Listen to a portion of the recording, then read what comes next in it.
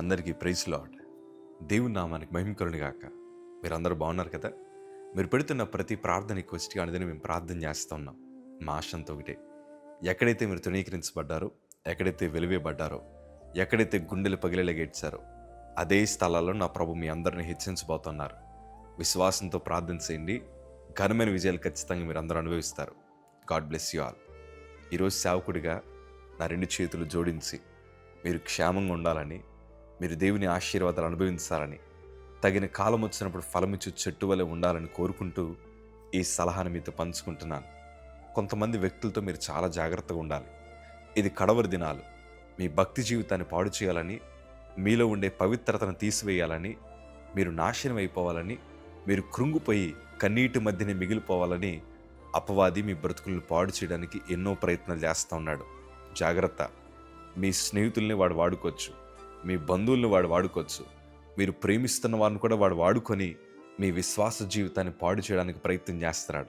ఎందుకంటే మీరు దేవుని ఆశీర్వాదాలు అనుభవించడం వాడికి ఎంత మాత్రం ఇష్టం లేదు.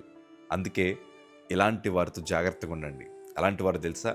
కీర్తనల భాగము 1వ అధ్యాయము 1వ మాట చదవగలిగితే, దుష్టుల ఆలోచన చొప్పున నడవక, పాపుల మార్గము నిలవక, అపహాస్యకులు కూర్చుండు చోటను కూర్చుండక.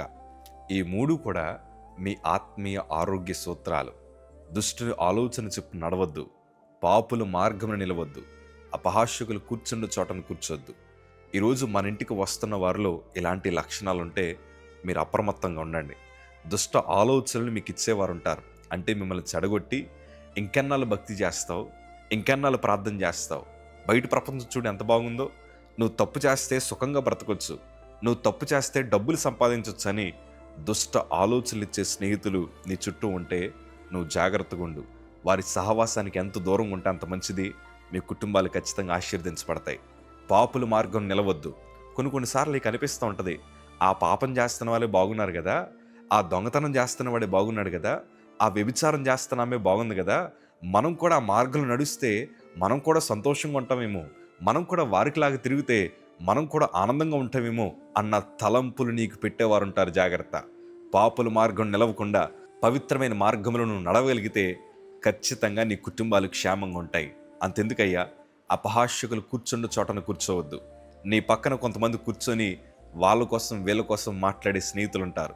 వారు ఎలా పోయారండి, వారు అలా పోయారండి, వారు చూసావా రాత్రి నాకు అక్కడ కనిపించారండి, మన ఊర్లో ఇలా జరిగింది నీకు తెలుసా అని అందరినీ హేళన చేసుకుంటూ, అందరి కోసం సాడీలు చెప్తూ, రకరకాల ఆలోచన విధానాలు కలిగిన వారు మీతో మాట్లాడుతుంటే వారి పక్కన కూర్చోద్దు.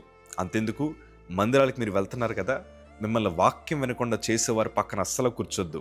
వారందరూ అపహాస్యకులు. ఈ 3కి మీరు దూరంగా ఉండగలిగితే దేవుని వాక్యం స్పష్టంగా సెలవిస్తుంది, తగిన కాలమందు ఫలమిచ్చు చెట్టు వలె మీరు ఉంటారు. ఎప్పుడైతే ఇలాంటి మనస్తత్వాలు కలిగిన వారికి మీరు దూరంగా ఉంటారో ప్రభుతో మాట్లాడాలన్న కోరిక మీ హృదయానికి వస్తుంది. వాక్యం చదవాలన్న ఆలోచన మీకు వస్తుంది. వాక్యం చదివిన వారి జీవితాలను ప్రభు విడిచిపెట్టలేదు. ఆయన తిరిగి వారితో మాట్లాడారు, వారి జీవితాలను దర్శించారు. తగిన కాలము అంటే అది ఎంత అద్భుతమైన మాట తెలుసా? యేసేపు 13 సంవత్సరాల బానిసత్వాన్ని అనుభవించాడు.